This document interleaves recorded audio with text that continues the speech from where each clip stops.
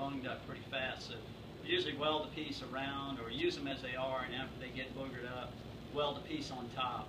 You can make them longer and just cut it off and use it. You can reforge it if you wanted to.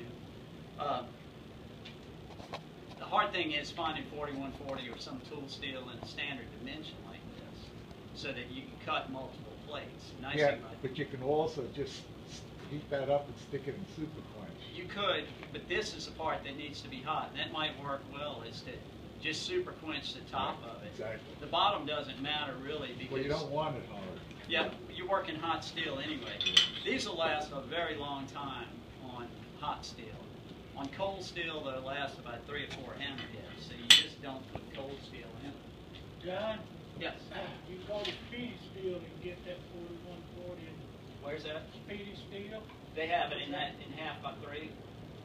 I haven't looked, but they got all different varieties of size. There's some much better guillotine tool design or different guillotine tool designs. I like the ones where they, you know, the tool would be out here and you could feed in this way too to put a fuller down the length of something. But they're a lot more complicated.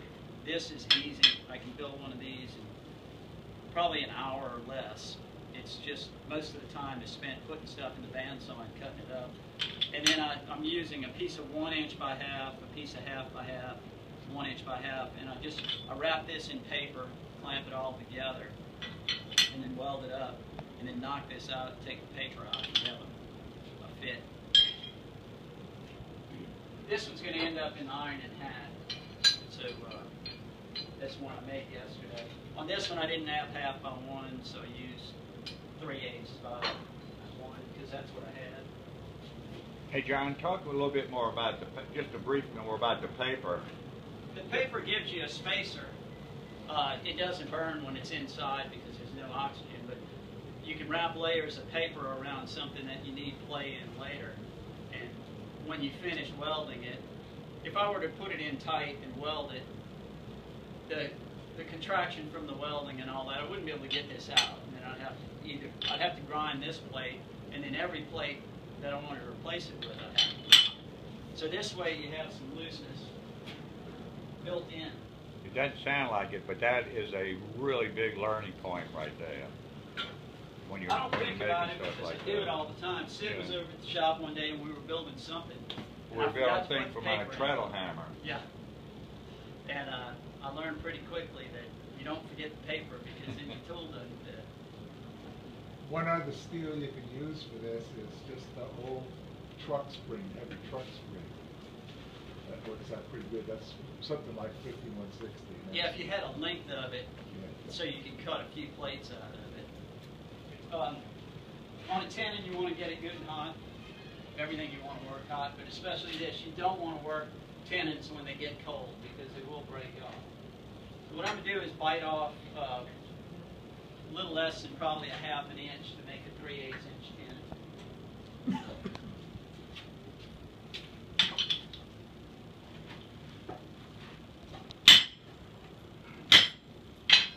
Hit it that way and then turn 90 degrees and make sure I've got it in the right spot, and don't go too far with each hit. Try to keep close to square.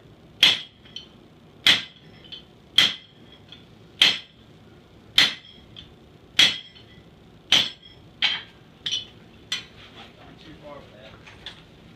A little small. Anyway, square has about 20% more material than round. So I've drawn it down square, and it's a little under 3/8. On my next heat, I'll come back with these square dies. And because I've got this taper in already, when I hit it, the square dies will tend to press back into the material. So I'll maintain that square shoulder all the way around. I can draw it out on an anvil.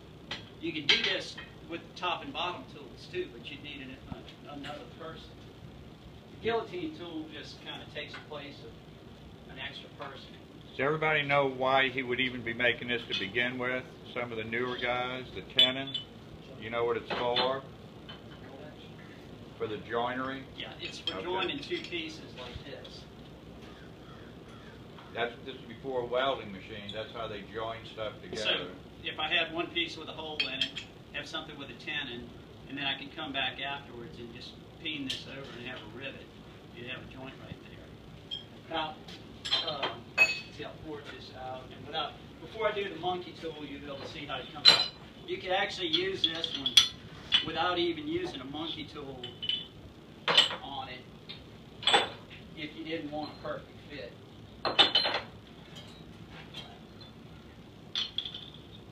So these are just flat dies.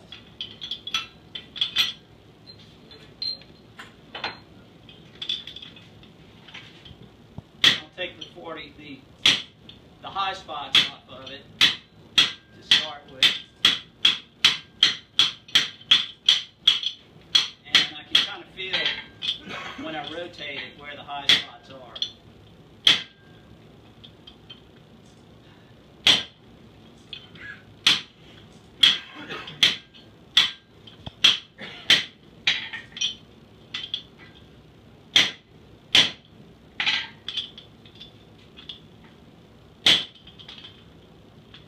Nice thing about using top and bottom tools is that you can see what's going on. When whoever's holding the tool can lift it up and you can see what you're doing. With a guillotine tool, it's hard to see without taking the time to lift the plate up.